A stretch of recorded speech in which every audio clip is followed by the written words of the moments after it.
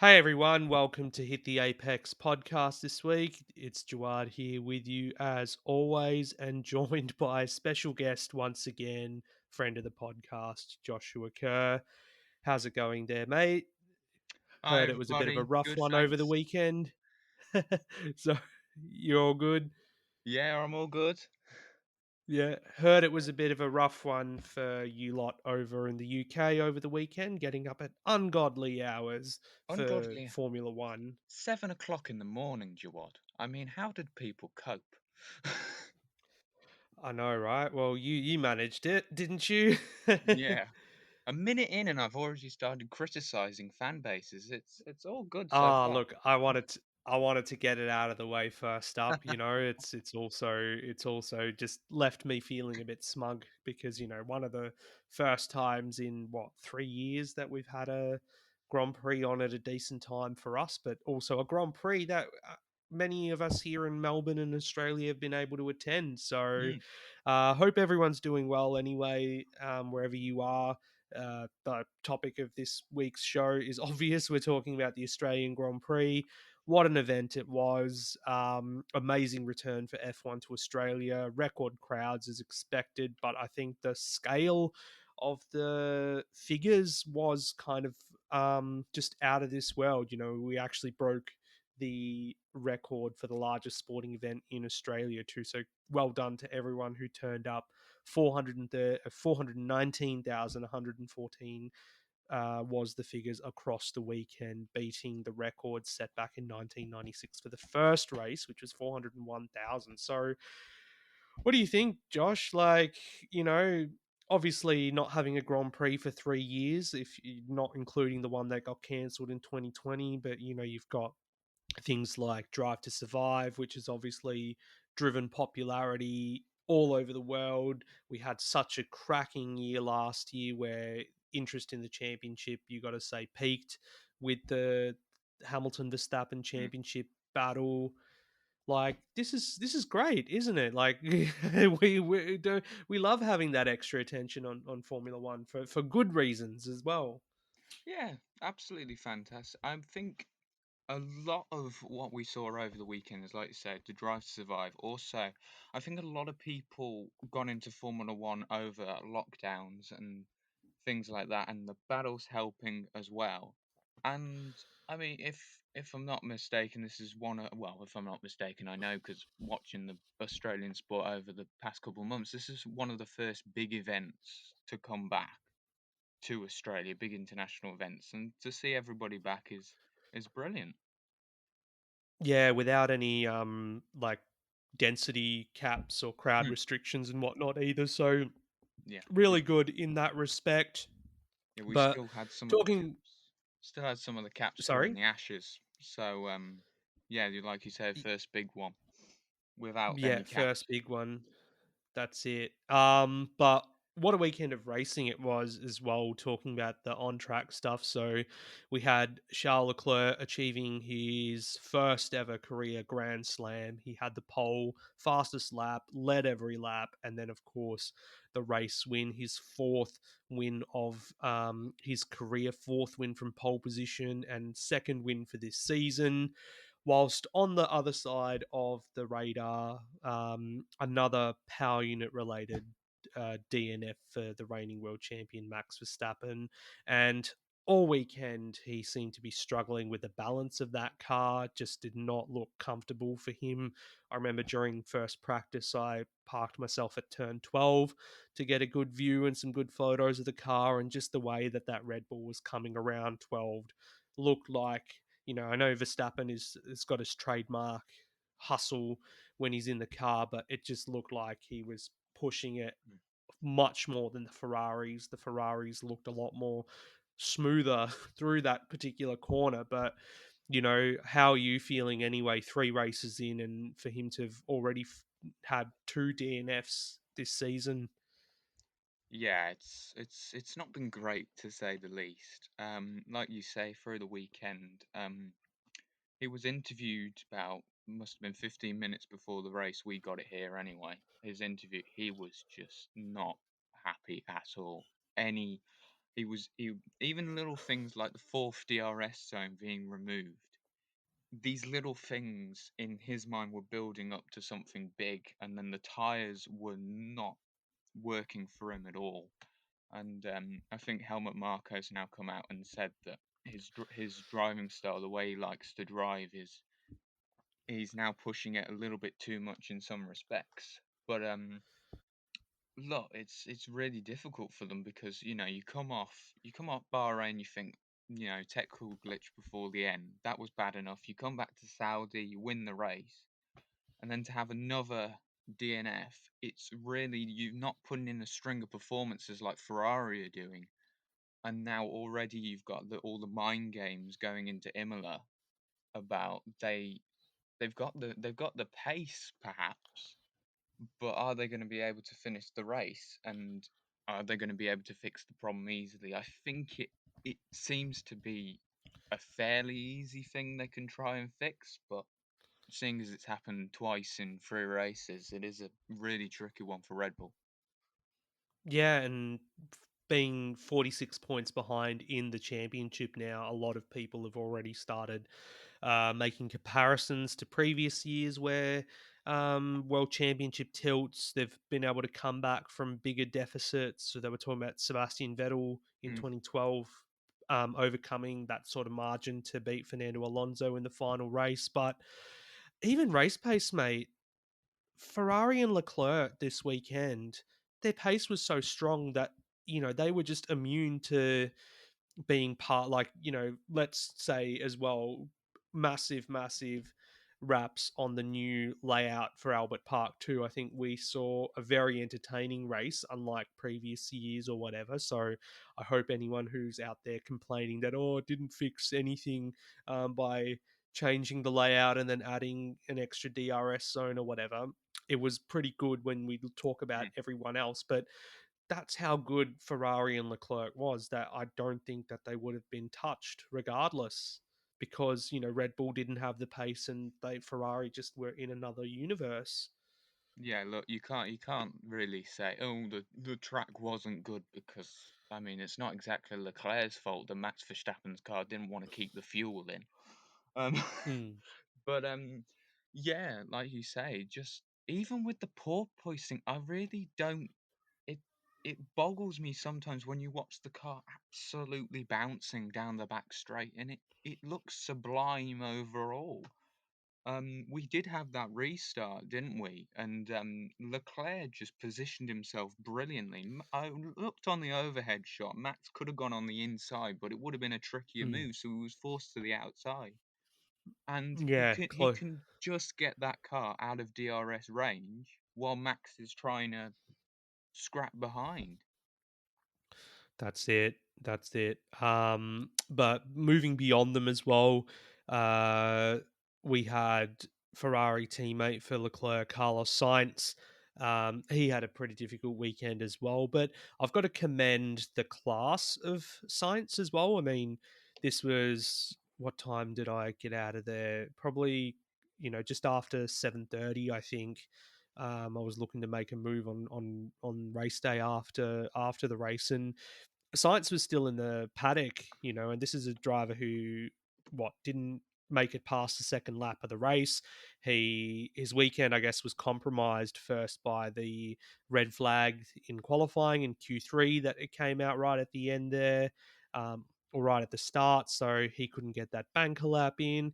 And then in the race, he made a mistake at new turn 9 and 10 chicane, and ended up getting beached.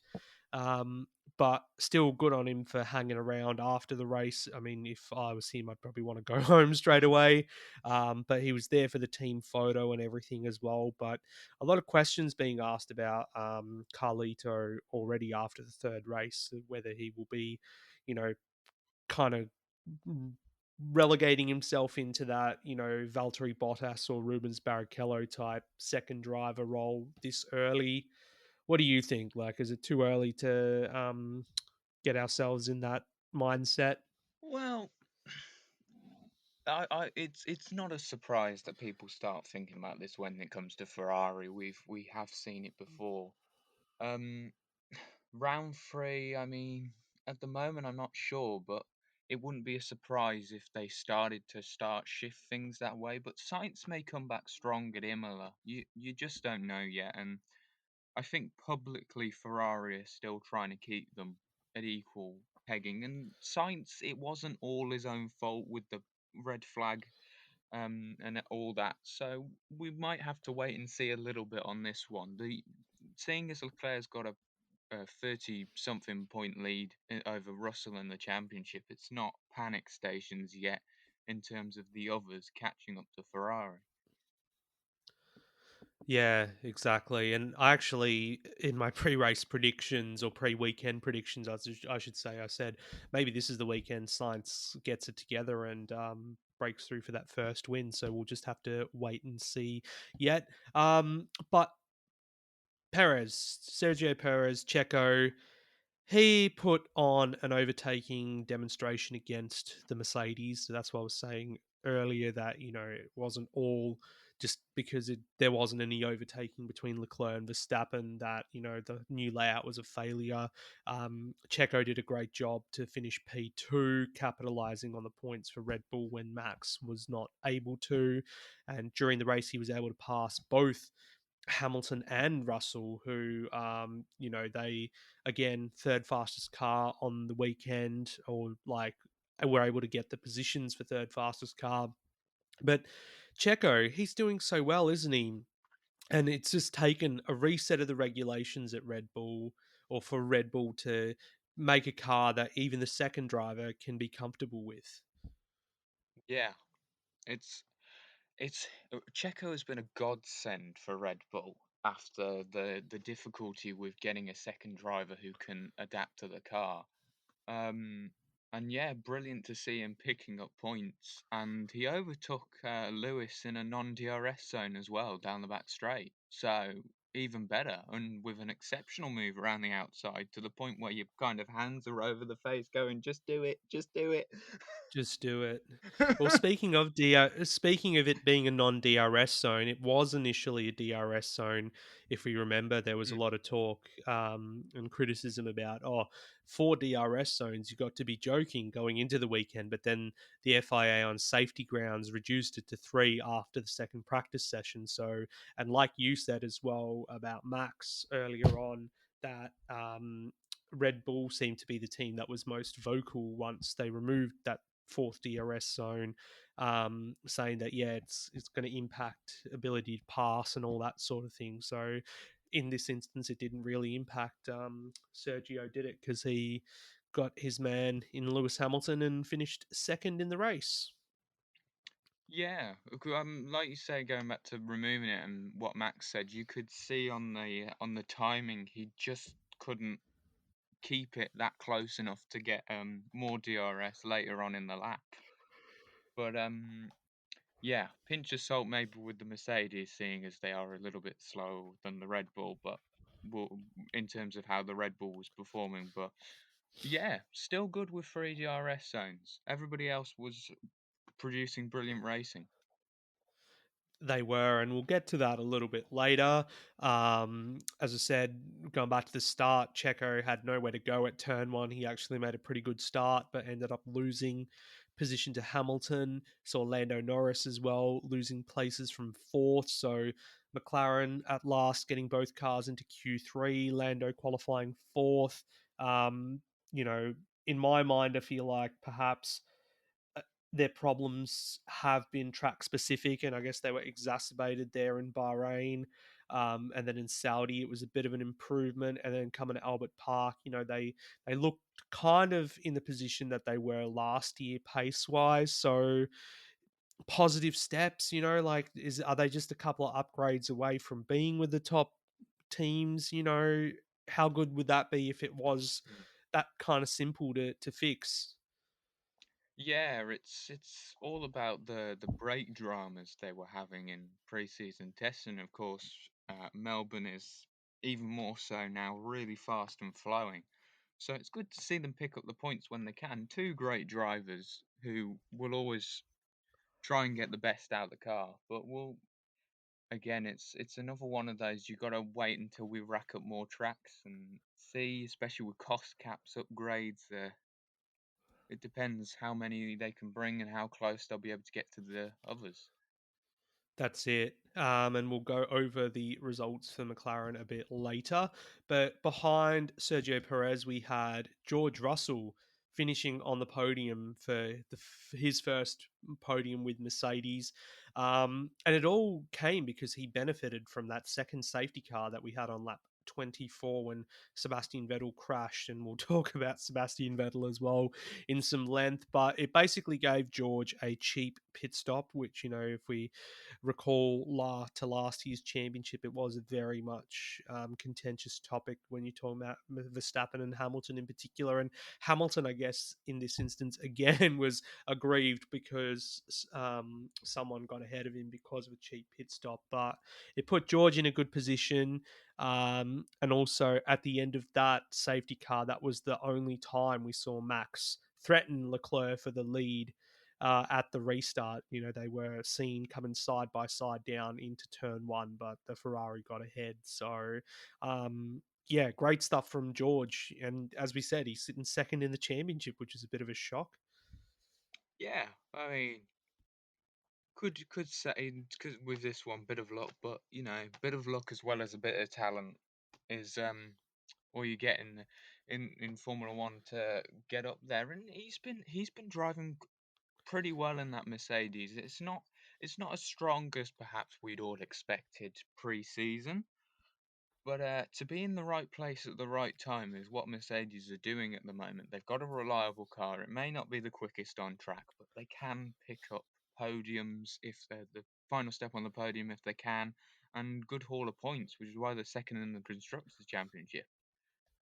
That's it. Their execution has been like next to none over the last 8 years. That's why they're eight-time constructors champions. So it's not just down to just having the fastest car, as we know it is down to all those other little bits and pieces with the team to make sure you do the best pit stops, you've got the best strategy, Mm, you make the best decisions. And this is something that I've criticized about certain teams in the past where, they've had championship challenges against Mercedes, but have fallen over again for this year as well. That's going to be a big question to ask a Ferrari later on. Is that can they do that execution? So far, we've seen yes, they are able to do it. They've been very aggressive when it comes to pit stops and trying to force the other team's hand rather than being the team to react. So it's all about sustaining that over the whole season. So but yeah, like we said, Mercedes with their execution, they just seem to get it done every time, and second in the constructors championship too is pretty good. So Sebastian Vettel, his crash of course brought out that safety car. um Three crashes for him over the weekend. He had that fine because he was riding the scooter back to the pit lane at the end of first practice. Got to say that it was probably his worst weekend in F1, as far as just crashing and results and stuff like that. But God, what do you say about Aston Martin in general? It's a bit of a rabble at the moment, isn't it? well, they're the only team without points. I know Williams' point, which we'll probably come on to later. I'm very good at jumping the gun today. No, it's But, fine. We're kind of all over the place anyway. Instead of going through the list as we should, but yeah, so they're the only team without points in the Constructors' Championship. It's just, I mean, you just don't know with them at the moment. I mean, Sebastian this weekend. I mean, apparently it's not because he's been out the car because of COVID. Apparently it's not because of that, but it's just a mess, and it's one of those ones that just leaves you scratching your head. it does. And like you say, it's a good point about him having been out of the car for the first two races. He had COVID, and he's come back for his first race of the season as well. And just hearing him even make comments like, in one of the press conferences, he was asked, "Oh, you name your cars every year. Have you come up with a name for this one yet?" He said, "No, I'm not that comfortable with the car yet, so I don't know." You don't hear that sort of stuff from Seb, and he's a very honest Mm. kind of person as well. So, and then for him to say something like, "Oh, riding the scooter around the track was the most fun I had all this weekend compared to the car," is a lot. Saying about where the team is at the moment, and you look in the other side of the garage too. Lance Stroll, I mean, come on, that crash with Nicholas Latifi in qualifying just had shades of, I think it was Ericsson from Baku with Roman Grosjean a few years ago. I mean, I think if anything, it's worse than. Oh no, Grosjean's one was worse, I'd say, but just Mm. because it's Stroll, I feel like saying it was worse. It was just bizarre. I mean, obviously, because we on the TV saw, and you probably did as well in the media center, you just saw the crash, and you're just going, "It's qualifying. What the hell are you doing?" Uh, Well, the thing was, I saw the crash, then it was like, okay, how did that happen? And then when they go back a few frames or whatever, and you see both of them basically backing off, I'm like, okay, was this a low speed crash? Did they just kind of go into each other? And then, you know, Stroll, okay, says, okay, I'll let Latifi through or mm, whatever, and Latifi's going to go through, and then he just drives into him essentially, just veers right, and it's like, okay, what's he doing? He didn't look or whatever. And Stroll's got mirrors that he can look in. mm. Yeah, that's the big thing. It's quite a few. It's racking up a bit. You've just got to look around you. I mean, it sounds simple, and the Stroll fans are probably going to go on about, oh no, Latifi shouldn't have come through. He Oh, let I don't Stroll think. through, but at the end of the day, it doesn't matter. You just got to be aware of everybody on the racetrack, and I mean the bills that must be racking up for Aston Martin and Williams. It's not cheap at all. Seven figures Well, already. It just crashes. for Williams, I guess it's not their fault in this No. instance. But I mean, what do you think seniors thinking? Lawrence Stroll at the moment. I mean, he came in with his ambitions and this and that and money and like, I want to take this team to the front.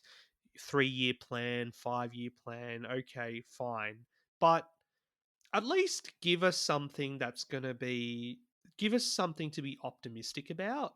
Not that, in the 3 years that, he's been in charge of the team, let's say, or 4 years, 2020 was great. They did the whole Mercedes design thing, and it they got good results. They could have been better. They were easily the third fastest car, but didn't finish third in the championship.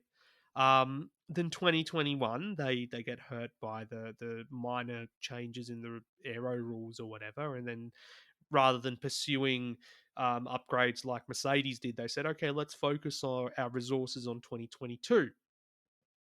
We're in 2022, and it's looking worse than it did last year. I mean, this is not a team that's, cash strapped anymore or is devoid of resources and whatnot. They went big and hired Martin Whitmarsh, and they brought over Mike Crack from DTM and everything. They made the decision to let go of Otmar Safnauer as well, who's been basically the glue of that team for so many years.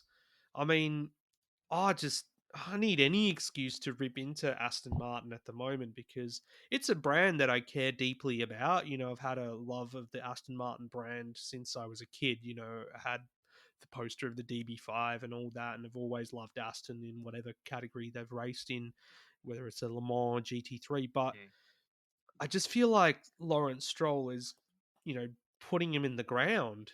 Is this a repeat of what happened to Lotus back in the 90s when he got his hands on it? Like, I don't know. It's pretty sad. Yeah. Um, it's more problems than solutions really for Aston Martin at the moment. As I was just thinking, as you were saying that, um, yes, it doesn't hit. I mean, Sebastian will probably be able to, get used to the car a bit. Lance probably will as well. He can drag some performance out of a car, but it's it's a lot of problems for Aston Martin at the moment. if old Lance could show some motivation, that would be nice too. But Mm. anyway, he got into some trouble too for weaving. He kind of ruined, well, not ruined, but Valtteri Bottas and Pierre Gasly's races were kind of fraught with Stroll blocking down the main straight as well. And then he comes up with an argument that, why did I get penalized for that? It's like, you know that weaving is not allowed, so don't do it. And then he Mm. was still doing it. And then he ended up with that 5 second penalty, which took him down to 14th. So, and like you said, they're the only team at the moment with no points. So, rather than me carry on and want to rip into them, let's kind of move it on then. We've said our bit. We're sorry, Aston We've Martin, but we'll move on now. We've done our bit. we'll segue into what happened to Max Verstappen then, unfortunately. Oh, So more joy. on lap 30, oh, just stating the facts here, I'm afraid. But he pulled over on lap 39, smelling a weird fluid in the cockpit. So again, does that put a question mark over Red Bull powertrains? I know people have been talking about it and whatnot. So, um, what do you think? You were saying before that you think it could be a simple fix. Um, what's it going to take, and how long is it going to take? Because they can't really afford to lose more points in the championship, can they? No, I mean, my easy fix, it could be a part of my brain going, it's got to be an easy fix. We can get back into it. It's fine. But then the other part of my brain is saying, I mean, what is going on? I think because of last year, I'm a bit immune to how Red Bull used to be with its engine. Somewhere Cyril Abiteboul is laughing. Um, just, I mean, who knows? I don't know if it's because of it moving to Red Bull powertrains with this whole Honda made them an engine that they've developed. I don't know. I don't know if it's anything to do with that. Me and technical gubbins do not go well together. I just look at the driving side mainly. But if it is the fuel related thing that we think, again after Bahrain, it seemed to work fine. Like I said earlier in Saudi Arabia, so you'd think it would be fine for Imola. But yeah, I don't know. Either way, Christian Horner did say, he'd rather fix a fast, unreliable car than a reliable, slow car. So that's something that Red Bull have That got is going for them. something. Although that's Yeah. Christian Horner being Christian Horner at the same time. Yeah, gotta say, Christian Horner was a very popular man over the weekend. So many people wanting photos with him, and I could see on the grid so many Aussie rules footballers and one of those brat tennis players that uh, from Australia, not Nick Kyrgios, but the other one, posing for photos with Horner. So I think Netflix has definitely given him that notoriety that he didn't have before. Probably more famous than his missus now, who let's be fair, that's Ginger Spice we're talking about from Jerry Halliwell from the Spice Girls. But yeah, so nothing to stop Leclerc then romping to that 20-second lead over Perez and Russell. Lewis Hamilton came in fourth, and he had to clarify comments that he made on the radio whilst behind his teammate. It kind of made him sound like he was a bit ungrateful that he wasn't ahead of his teammate, but he clarified that, and then both of them went off and did some surfing together, and it was all this hunky dory apparently in the Mercedes garage. And Russell made an interesting comment in the press conference after, saying he was asked something about, what do you take away, this win over your teammate in this race, something like that. And he's like, look, when I was at Williams and you weren't fighting for points or any major results, beating your teammate was kind of the um, only thing that would give you praise or Hmm. earn you praise. Whereas now, in a team like Mercedes, there's a bigger picture to think about. So he seems to not really, or the answer that he gave seemed to suggest that he didn't really care about, who finishes ahead at this stage. They're trying to get all the points they can to contribute to the world championship.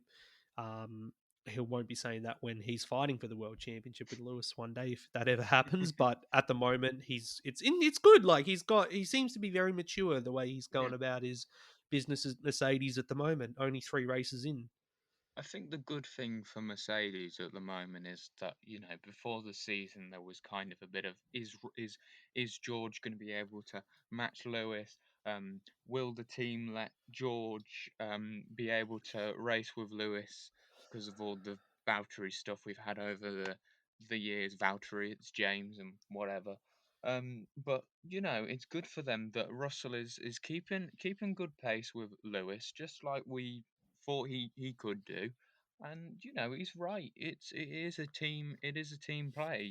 Lewis has been ahead of George at times, and George has been ahead of Lewis. And but Lewis was only what 2 seconds behind George, and so it's all good for Mercedes at the moment, really, just apart from the pace. But the consistency and what they've got going at the moment is really good. Pretty good for them. Pretty good for McLaren as well, getting dual top six finishes. So Lando also was fastest in FP3, which encouraged a lot of people, including myself. I was like, we could have an epic battle for pole position here, with McLaren and Mercedes and Red Bull and Ferrari in the mix, and then Leclerc just comes out and puts in a lap 3/10 faster than Verstappen. But Lando, he's just had the measure of his teammate, of course, and Daniel Ricciardo being his home race and all the pressure around him and everything. I guess the relief will be that he's scored points this season now. He finished in sixth, got himself a healthy haul of points. And just the hope is that they can get better and better as the season goes on. Like, yeah, I don't want to see them really at the back of the grid again. That was a bit of a heart in the mouth moment earlier in the season. Yeah, role reversal from Saudi Arabia, Lando making sarcastic comments all around the paddock after the race, which was funny, but but to come to Australia and have a good car, like I probably said earlier, because me, it's Mister Jumping the Gun today. I probably said earlier about the brake issues are lessened at a track like Albert Park. But there's some good signs for McLaren. I mean, maybe they might have 1 or 2 races like they did last year. I think I said at the weekend to somebody as well. It wasn't all smooth sailing last year at times as well. Yet they still managed to.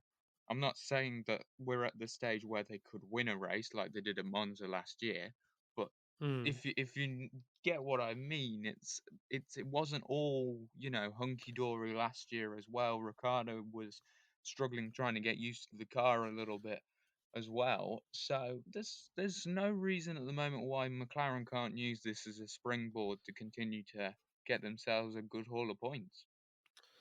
Well, that's it. And also, then the questions will come back on Ricardo's performance if he can't get ahead of his teammate and whatnot. So it's going to be interesting, I think. We're not going to escape from that little narrative for this season. The comparison between the two. We know Lando's locked into the team for quite a while yet, while Ricardo, I think he's in the middle of his first 3-year deal with the team. So whether he's got an option to get out at the end of this year, if he is going to change teams again, or I mean, I don't even know if any team out there better than McLaren will have him anyway. They're all got drivers and stuff locked away. And I look at Ricardo, and you can also vouch for this with comments made by Christian Horner recently, again, kind of lighting the fuse under that old chestnut about him leaving Red Bull back in 2018, whether he was running away from a fight, and apparently Red Bull offered him that much money, but he still turned it down. I mean, I do feel like, unfortunately, and this is, just admitting to you casually, that I think the window for Ricardo to win a championship is sadly past, Mm. unless he somehow pulls a Nigel Mansell and does it, in the next few years. But yeah, I feel like, he could win races, but yeah, unfortunately, we must look to another who was very much also a man that was popular over the weekend in Oscar Piastri, I think, for our next world champion from Australia. Yeah, I'll touch on Ricardo first. Like you said, it's at the time, I think in hindsight, I get what Ricardo, why he wanted to leave Red Bull. You were noticing, the team were beginning to work around Max a little bit more as he was the protege, as it were. So he went to Renault, and Renault were thinking that they could get themselves in a championship position. But it's a bit with these midfield teams, it's a bit like false promises. And I thought like this at the time. Um, but going to McLaren was also pretty. It's still not a bad option for Ricardo. But you know, in an ideal world, we can sit back and say, he could have stayed at Red Bull. He could have got more race wins. He might have been able to fight for the championship last year with Max. But what's done is done for Ricardo, and being at McLaren, who knows what McLaren will be capable of. He did win a race last year, so that's something at least. But yeah, like you say, Oscar Piastri, hopefully, he can get himself a seat in Formula One next year. But quite rightfully as well, Fernando Alonso is not budging. Yeah, he got copped a lot of questions, did Fernando over the weekend, and even Otmar Zafnauer was quizzed about it too. I could hear in the press conferences about decision that they will have to make with their drivers. We know that Esteban Ocon is locked into the team as well on a long term deal, which is good for him. Given that he's got faith in the team that they can improve.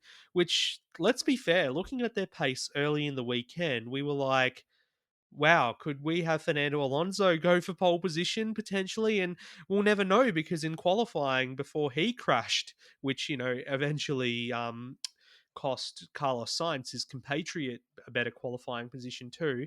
He had set, the fastest second sector, didn't he?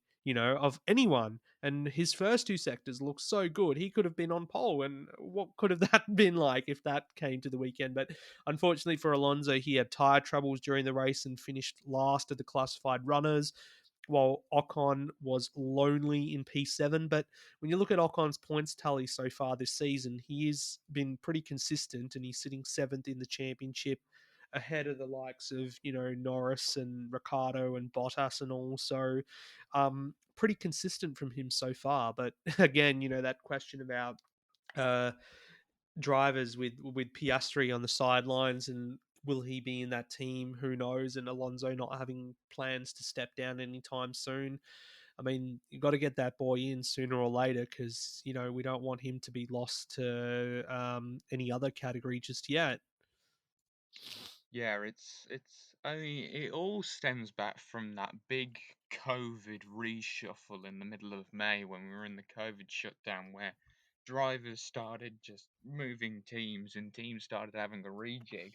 And then we were thinking, we got Oscar Piastri in Formula 3 then. We thought, well, we've got a good young driver in the Alpine program that could have had a seat maybe, but if COVID didn't happen and things went differently. But if he's not in a Formula One seat next year, he'll have to start looking for something else, maybe, like you say, because we've seen drivers before who've had this kind of year sabbatical thing where they're a reserve driver, and then when they come back, it's like there's something out of them that was lost because they haven't gone straight from one thing to another. But at the end of the Yeah. day, it will prove that the ladder doesn't work if the Formula 2 champion can't get into Formula 1. Well, that's it, and looking at what seats are available for next year. I know it's very early in the season to be talking about 2023, but maybe Haas could be an opening. You never know, like what's going on with Alfa Romeo, Aston Martin potentially. Will Sebastian Vettel retire at the end of this year? So it's just very, unless you have a very very broad imagination, a reasonable person will look and say, oh, it looks pretty difficult at the moment to try and get a seat for next year. But it's early days. We'll see how they go. When once we get to the middle of the year, the mid-season break, that's kind of when the silly season comes into full swing. So we'll be talking more about it then, I'm sure. So we capped off on Valtteri Bottas and Pierre Gasly. They finished eighth and ninth, of course. So decent weekends for them. Bottas had his run of Q3 appearances cut this weekend as well. We missed out, getting eliminated in Q2. Talked about Aston Martin and the dire weekend they had. Williams, though, you kind of hinted it before. Their gamble on the hard tyre with Alex Albon starting last in the race. Oh, he was actually disqualified because they didn't have enough fuel in the car to sample at the end of qualifying. So starting plumb last, raced to lap 58 on the hard tyre from the start and then switched tyres at the end. I had the feeling that they might have forgotten to pit him. And I was like, what's the penalty for not pitting during the race or changing your tires at least once? And of course, it's just disqualification. I'm like, what are Williams trying to do here? But they did eventually pit him on the final lap. And I was like, oh, well, that's him gone. But it was enough to keep him 10th. And they've scored a point. I think they might have. I think the kind of thinking was as well. They just missed out on that virtual safety car when Max was pulling over with the retirement. But yeah, stroke of genius. Whoever did that in the Williams garage should have had the beers brought for them on a Sunday night. That was absolutely fantastic. And Albon was really holding his own out there, even on a 40 50 then 40 50 lap set of C2 to hard tires. Exactly. And it was quite I'm not going to say it was funny because I don't think it's Well, funny, but it's that's how far behind Albon was on the final lap of the leaders that the track invasion had already started when he was leaving the pit lane. I don't know if you saw images yeah. of that. Apparently, in the hmm pit lane, there was some hospitality people that were spilling into the pit lane already to get underneath the podium or whatever. But yeah, it was just like, come on, guys, just wait here. We still got a bit of a race happening. So as it is, then we recap the standings after the race. So Mercedes 10 points ahead of Red Bull in the constructors' championship. Ferrari are 39 points clear. No points for Aston Martin. All the teams are on the board. McLaren kind of at the head of that midfield at the moment, you could say, 2 points ahead of Alpine, and then they're well ahead of Alfa Romeo and Haas. And then looking at the Drivers' Championship as well, still no points there for Mick Schumacher, Lance Stroll, Nicholas Latifi, and Sebastian Vettel yet to get on the board as a classified finisher for the race. So let's just go in and talk about some of the other stories that were floating around across the weekend in Melbourne. So, one that caught me by surprise was the Volkswagen Audi group involvement. Apparently, it is firming for 2026 when the new engine regs come into play, but apparently, McLaren is now out of the running because Audi wanted to completely buy out McLaren and have their own Audi like racing team, not just like an engine partnership. Whereas McLaren are like, no, we still want to exist in F1 as a team with our own name. So we're not going to buy into this. So it's still been delayed. I guess they still, VW Audi Group want to wait until there's a proper announcement for the 2026 engine regulations. But a little roadblock, you think, because of this McLaren thing, or it's still all systems go? What's your news on that? Oh, it's the it's the old rumor mill going again, usually. Um, Look, I will admit it's quite patchy in terms of me following at the moment. You see bits and bobs, but I mean, fair on McLaren for going. It's our team. You're not just going to come and buy it out and take all the glory. But it'd be good to have some more engine manufacturers in Formula One as well. It would help with the sustainability. I mean, we're down to three now. Um, yeah, it'd be good to have a bit more variety in terms of engine manufacturers. We'll see when all the new power unit regulations come into effect. I mean, we know we've had this current set frozen because of Honda choosing to go. Yeah, exactly. So, not till 2026 will we get a whole new formula, and as you say, they are frozen at the moment. But Red Bull Porsche still looking like it's going to happen.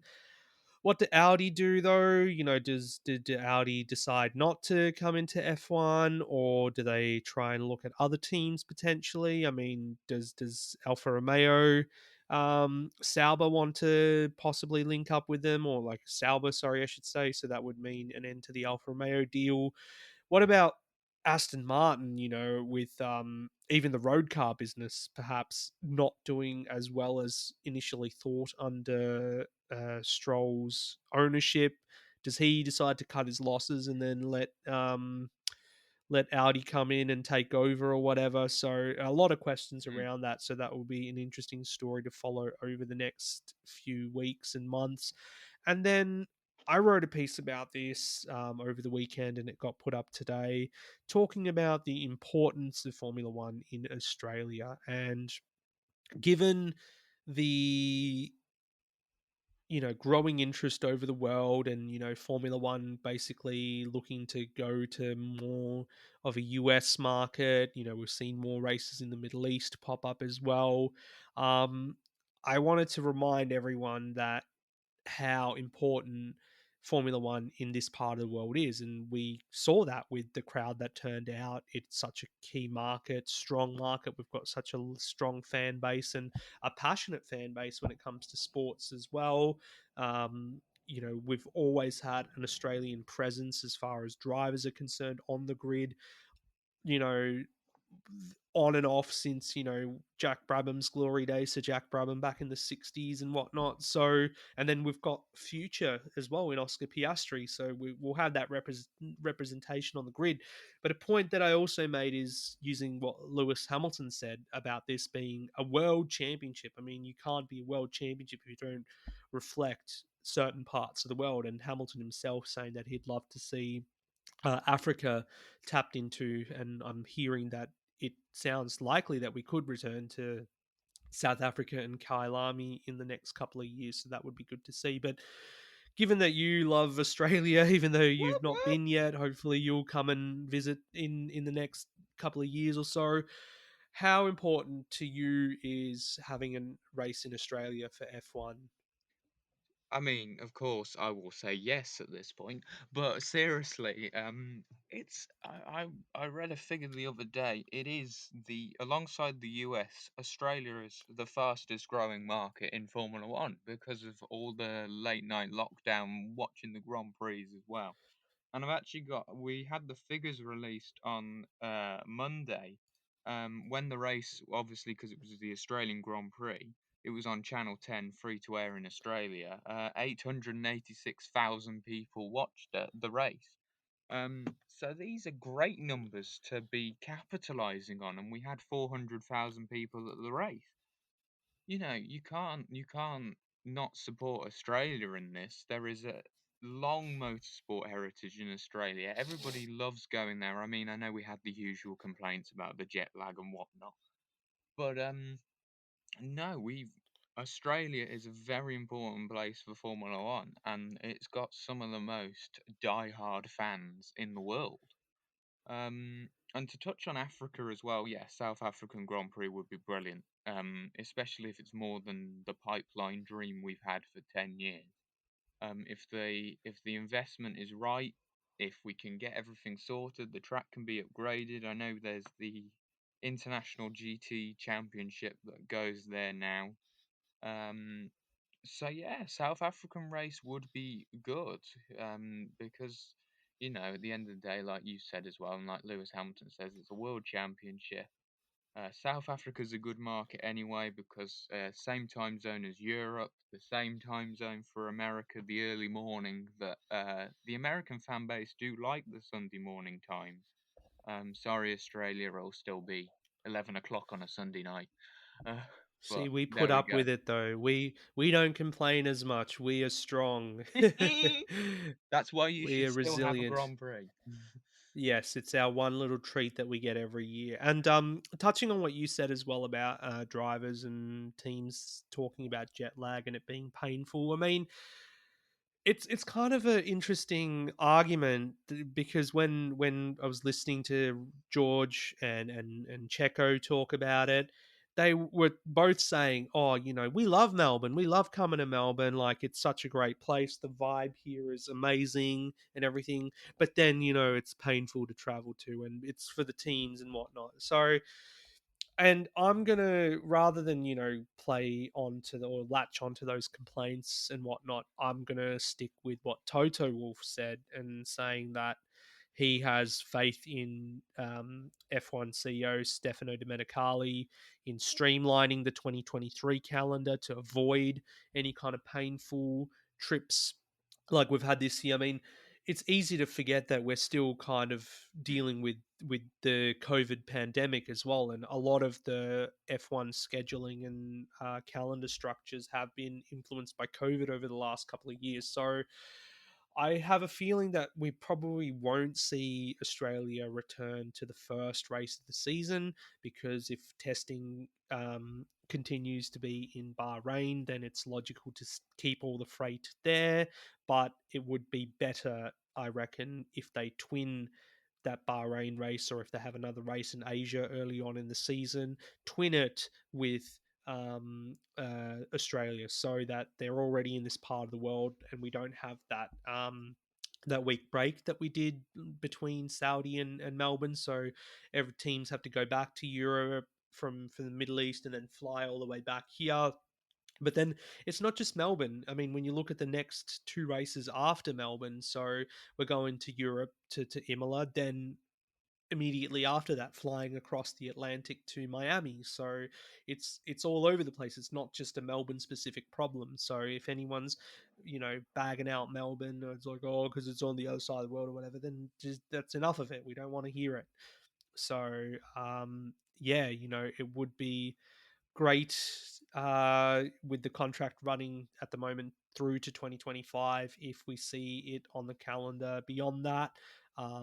But also, yeah, just with all the other races coming in and people saying, look, classic races, your heritage races like your Spas and your Monacos could come under threat. We could be rotating races or whatever, but I feel like you can rotate your races on other continents where you've got multiple races already. But if you're coming to play one-off places like Australia, you've got to have them on your calendar every year because it's gives you that great feeling. It's that buzz.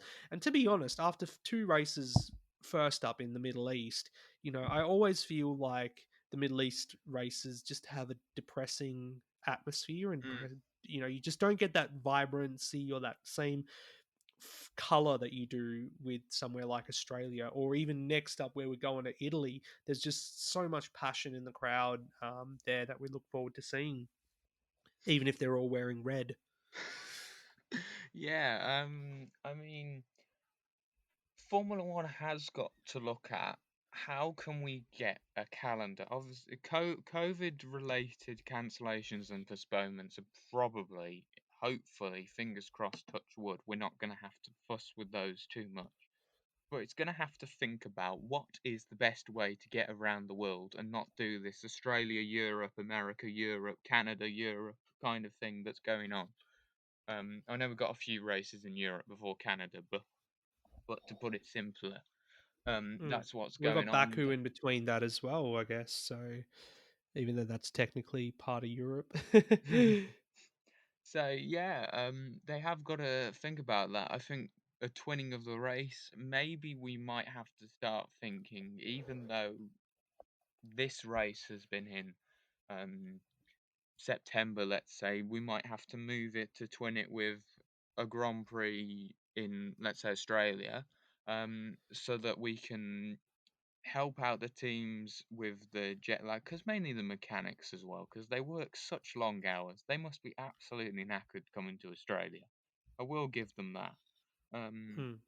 so it can be done. I mean, I look at MotoGP, even though I don't watch it that much, they've got a 21 race calendar this year and they've got no triple headers in it. So Formula One can very much do a 23, 24 race calendar and manage it Hmm. correctly and still not have as much burnout as what's going on at the moment. Except for when their freight goes missing, Yeah, which apparently was something that F1 almost had happen too. But look, also when you're spruiking sustainability and wanting to be a carbon neutral sport by 2030, then you're going to have to clean up this mess anyway, yeah. and streamline stuff. And saying that you mentioned, September, I don't think F1 would, or the Australian side, the Australian Grand Prix Corporation would be able to get an event happening in September, given all the footy Mm, finals and stuff that are happening. So you can't you kind of have to do it either at the start of the year, close to the start of the year, or maybe at the end of the year, which was suggested as well. That maybe yeah.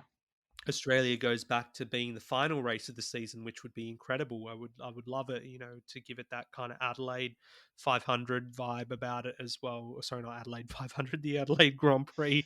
Adelaide 500, a totally different event that's been on my mind all week because I've been in discussion with people about being there and all that. But yeah, no. So I hope people, despite their complaints, even European based fans who have seen on social media and whatnot complaining, I hope that they do realize that how passionate a fan base is in Australia, and the people who've spent, especially in Melbourne, because we've spent the record amount of days in Mm, lockdowns over the last 2 years, that we still stuck with Formula One and wanted to watch all the racing in on those cold Sunday nights and early Monday mornings. So hopefully they see that and maybe give us a bit of a break, and not complain as much when they have to get up once twice a year to watch a Grand Prix. So yeah, I don't know if you got anything else to add to that. yeah, I was just saying with the whole. I was thinking like other Grand Prix you could move them. I know obviously we've got. I mean, September, October is for Australian sport is like your chocker kind of time with your grand finals and your Bathurst 1000s. But And also you know, MotoGP is on in October as well at Phillip Island, so it's a lot going on. yeah. So yeah, either at the start or the end, but twin it with some other races. I mean, I know we used to do it with like Malaysia. Could you do a Singapore night race in March or April? That kind of thing. I know it's quite hypothetical and there's lots of contracts and clashes and stuff to think about, but it is something that Formula One has got to think about, like we say, with the Hmm. sustainability. I think something like their figure is, it's a 17,000 kilometer trip that's going on at the moment for round trip for the Australia back to Europe. You can't be doing that just for one race in the grand scheme of things. As much as we love Australia, we've got to, Yeah. face the facts about sustainability in the future.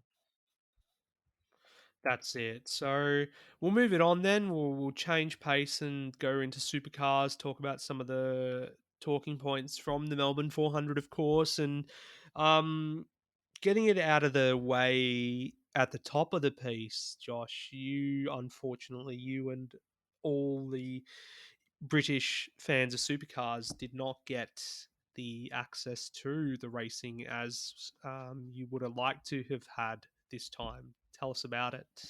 So, this story was brewing for a couple weeks before the Grand Prix.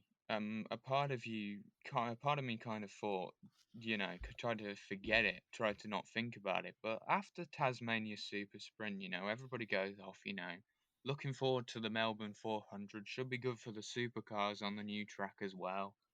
Um, and then we got a message on Tuesday, the Tuesday before the Grand Prix, that supercars weren't going to show it, weren't going to show the Melbourne 400 outside Australia and New Zealand because of international broadcasting rights, as they quoted, associated with the Grand Prix. So even though that we've had the Melbourne 400 before on BT Sport here in the UK, we had none of that. I get kind of BT may have had to might have had to sort out a deal themselves extra, like Supercars have had to with Formula One to show the coverage from the Grand Prix track as it's a support race.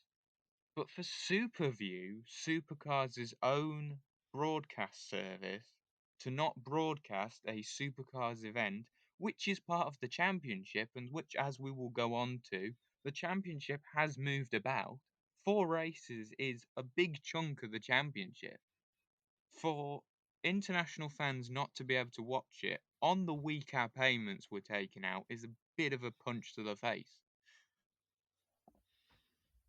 Yeah, and when you put it that way, it does sound pretty significant. Like time zone difference aside, there's still going to be fans out there who would have easily accessed the highlights packages and Yeah. watched all the content on demand, like you usually do when you can't get up for a race. So a bit frustrating. I feel that I would love to put, I'm always about, giving people accessibility and, to be able to watch supercars because it's such a fascinating championship. That's why I talk about it.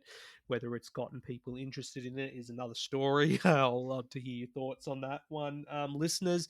But let's go over then, kind of the talking points of the weekend. And I think, starting off the top, SVG and Chaz Mostert. They both split the wins across the weekend, which I was honestly surprised, that after Tassie and not seeing good pace from Mostert and WAU, that they were able to bounce back for a circuit like Albert Park. I think perhaps the changes to Albert Park to make it more fast and flowing suits that car a lot better, like we saw at Sydney Motorsport Park. But race six, Chaz had an electric start from third, was battling away with David Reynolds, perhaps, took the whole hard racing line from Tasmania a bit too seriously, or actually took it to heart and said, okay, I'm going to get my elbows out, and gives Reynolds a bit of a tap coming out of the final corner and almost puts him in the wall. Thankfully, he didn't, to take the lead of that race. He ended up overcutting the Shell V Power cars as he did again in race nine, to win race six, while we had Van Gisbergen racing from 23rd on the grid to P3. He just put on an overtaking masterclass in that one. Yeah, he showed them how it's done. I remember watching the footage on the news I got from Australia on Friday night. He just will overtake anywhere. I mean, you cannot put Shane Van Gisbergen down. I mean, the first thing to have stopped him is COVID. I mean, nothing has been able to stop him the past year. He is a sensational racing driver. He is, and yeah, last year when he did his broke his collarbone or whatever, or dislocated it, Oh, and he still went on it to race at Sandown and won every race that weekend too. And now, unfortunately, Shane's contracted COVID-19 and will miss the Bathurst 6 hour that's on this weekend too. So yeah, hope old Shane yeah. is okay and recovers. I'm sure he'll be fine. He'll be fit for the next round there in, where are they racing next? Perth, I Perth. think. Yeah, oh, Perth has opened their borders. Wowee. Um, but yeah, great race for him to finish in third. Again, getting those points in the championship. I mean, this is the thing with Van Gisbergen over the last couple of years, is that he's, even on the weekends where it hasn't been great, he has still been getting those results to get him those points for the championship, which is what something his rivals really need to do. But he was dominant in races 7 and 8, won them ahead of the Grove Racing cars, which, I had to highlight that they've been on it this weekend. I mean, we saw Reynolds take a podium last time out in Tasmania, but the team as a whole this weekend were able to take 3 podiums away. Race 7, we saw Lee Holdsworth, the Bathurst winner from last year, benefit from a final corner incident between Chaz Mostert and James Courtney, who celebrated his 500th supercar race this weekend. So Holdsworth was able to come out and finish third behind his teammate Reynolds, who picked up his second podium. And they also had a pole position too, kind of helped by the fact that the first qualifying of the weekend was red flagged and ultimately not restarted when we had a big crash at turn 5. But those guys seem to be doing good at the moment. Yeah, carnage in that first qualifying session with the crashes at turn 5. But good to see. Good to see Grove Racing. I always like. I'm gonna say 'cause there's no such thing as a midfield in supercars because everybody's just up and mixing it. But some of the smaller But there teams, is a there is a back end of there is a rear of the field which we yes, know who stays there basically. yeah, not naming a team that may be owned by Matt Stone. Um, but Or the son of a son of a team owner as well. mm. What was it? Grove Racing. That's it. That's the correct team we're talking about. Yeah, good to see them. Yep. I mean, like we said, Reynolds was got some good performances in Tasmania, and really good to see him being able to race well as well. Good for Reynolds as well, because he did have some difficult times last year as well, of course, with the whole COVID vaccination thing as well. But less said about that, the better now. But yeah, good Mhm. to see him back up at the front. That's it. So whether that form can be sustained going into the next few rounds will be seen. But those guys did well. We saw Chaz in race 9. It was his birthday on Sunday. Happy 30th birthday to Chaz Moster, where we're all big fans of Chaz here on the podcast, as you all know. But yeah, on his 30th birthday, picking up the win ahead of, I said it, a luckless but also still winless Will Davison. And I know we love having a chat and a good old laugh about this off air, but he was on pole twice this weekend, wasn't he? And he still just can't get the monkey off his back. I mean, he's been winless since 2016, since the Bathurst 1000 there that he won with Jonathan Webb and Techno. We joked quite a bit last year about the learning curve in inverted commas. Is that going to be the line this year as well? You think? Well, it can't be. I mean, bottom line is that it can't be. I mean, as much as we joke about it, it was kind of fine for the first couple because uh, if people are regular listeners to the podcast, they will know the backstory of how he lost his seat at Milwaukee racing due to COVID financial problems, COVID related financial problems. There we go. So he was, going into the start of 2021 off the back of the Bathurst co-drive in 2020 at Tickford with Cam Waters. First couple of races, you go, yeah, you know, it's a new team. It's a newly restructured team at DJR in terms of the drivers. Fabian Coulthard went off to Team Sydney. Scotty McLaughlin went to America to do IndyCar racing. You get for the first couple of races, settle in a little bit. We'll see what we've got. But then Anton started winning and Will didn't. And Will started making errors in driving or the strategies weren't right. I know that's not quite Will's thing, but things started to go a little bit wrong. I know DJR have had some tire dramas in Melbourne, but you know, he's got to win at some point. I mean, he's got the ability to do it. He's got to get his elbows out of Van Gisbergen and gets up to him next time. That's for sure. They can't just let him go past like they've been Well, doing so that's far. well, that's what happened again, didn't it, over the weekend? And I know he got into trouble with cam orders as well and ended up in the gravel in race 7. But in race 8, he was basically just rounded up by Van Gisbergen and then left second best. And then in race 9, he was in pole, lost pole by getting overcut by Mostert or whatever. Um, so it's just yeah, he's no deal. He's an experienced driver, not exciting, I'd say, but he's an experienced driver. He's won 2 Bathurst 1000s. He's been around the park and whatnot.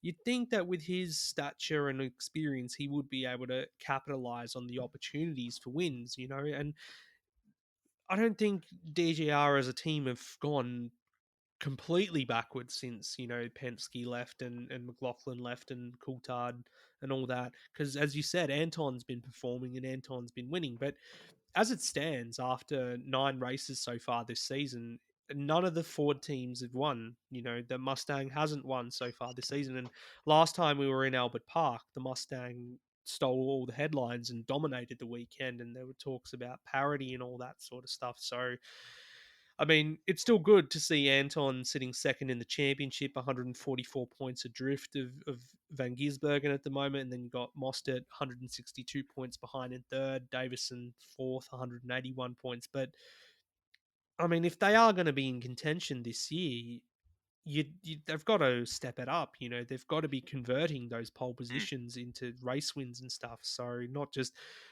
stepping aside like, okay, Shane, you can pass after you, mate. Just let go easy on me next time or whatever, because he's not going to go easy on him, is he? No, I mean Tasmania set the benchmark. Whatever you think about it, yes, it's aggressive, but whatever you think about it, oh, that's not allowed. He can't drive like that. He does drive like that, and he's allowed to drive like that. You've got to race like Van Gisbergen, or at least Mm. give him a good bit of defense. With Yeah, it's Anton though, it's much better with the reliability this year. I mean, his kind of yeah, I mean, I would say championship fight, but it was considering the car stopped in the first race of the season last year. That's a little bit unfair, but we're seeing as he's got the reliability under him.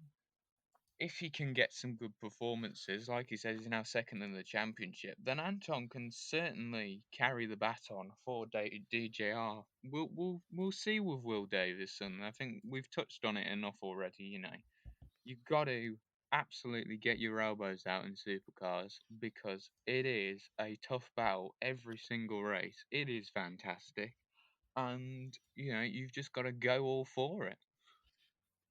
absolutely. So that rounds out kind of the racing part of the weekend. What also was great to see, and I don't think they even televised it from what someone else was No, telling me, even here, but the F1 drivers jumping in to sample the supercars. And I know in the past they've had Max jump in with Van Gisbergen for some guest laps at Albert Park, but for Checo, Perez, and Fernando Alonso to actually get behind the wheel of the cars was something to behold. It was so great to see. They both seemed like they had a ball. Alonso said it was a mix between a GT3 car and a NASCAR.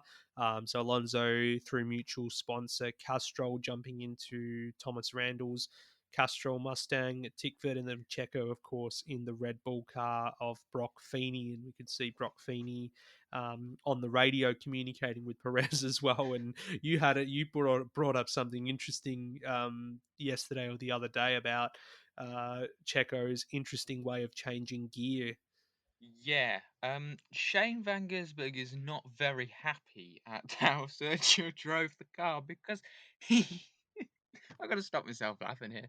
He went straight up to 8,800 RPM. I mean, supercars usually change about 7,000, 7,500, but no, Sergio went all the way right up there. I mean, I wonder if anybody told him, take it easy on the car, but just revved it up to the max. Or as Scotty McLaughlin would say, give it some jandle. Yeah, well, at least it wasn't Shane's car that he was driving, so that's probably a good thing there. But uh, Alonso got a bit like on the grass as well, so showing his rally skills there. But Alonso, someone who's between leaving McLaren in 2018 and coming back in 2021 with Alpine. He did some Dakar racing. He did some sports car racing, in IMSA and at Le Mans with WEC as well. So kind of leaves it to the imagination of him suiting up for a Bathurst 1000 Oof. one day. I mean, that would be quite something, wouldn't it? In the dreams, Jawad, that is. We were actually having a talk about this the other day. Formula One drivers and supercars, of course, we've at the moment we've got this Bathurst 1000 Japanese Grand Prix clash, which we have every Oh, year. tell But me about it. we've got Ricardo and Norris would be good for a WAU wild card. Verstappen might like to have a go in a Red Bull Triple Eight Racing wild card, and Alonso would probably like to go as well. We've got a lot of interest. We had Alexander Rossi and James Hinchcliffe one year, didn't we? We did, and they very quickly learned how difficult it is coming into supercars, so they're two of the, IndyCar's best, and they were very much making up the numbers that weekend in 2019, I believe. So, um, and I did make an example of a certain 1997 world champion in my Talking Points article, Jacques Villeneuve, the outspoken Jacques Villeneuve, who, um, yeah, when he came and tried a solo stint in supercars for the injured Greg Murphy in 2011, I think it was, or 2012, Yeah, about then. was very much making up the numbers. It was pretty terrible, you got to say. Not as terrible as his singing career. I don't know. That's for you guys to decide. So At your yeah, risk, everybody, at your risk. Hit the that's it. Apex So podcast does not take responsibility for any feelings induced by that.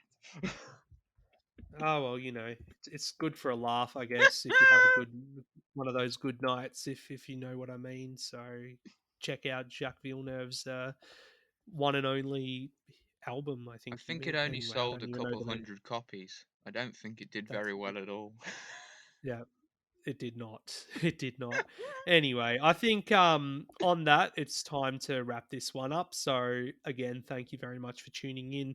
Thank you again, Josh, for coming on this week and helping me wrap up what was a big Australian Grand Prix weekend. I'm still like feeling a bit of the, what do you call it? The buzz. Not hangover. You Maybe have maybe it's a bit of a hangover. It's I've had a long. It's been a 10-day stint for me with work and with the Grand Prix and stuff. So now I'm finally ready to hit the relaxation and yeah, just zone out for the weekend. I think so. yeah. Thanks for having me on. Always a pleasure, Jawad. Yeah. All right. Well, thanks, guys, for tuning in.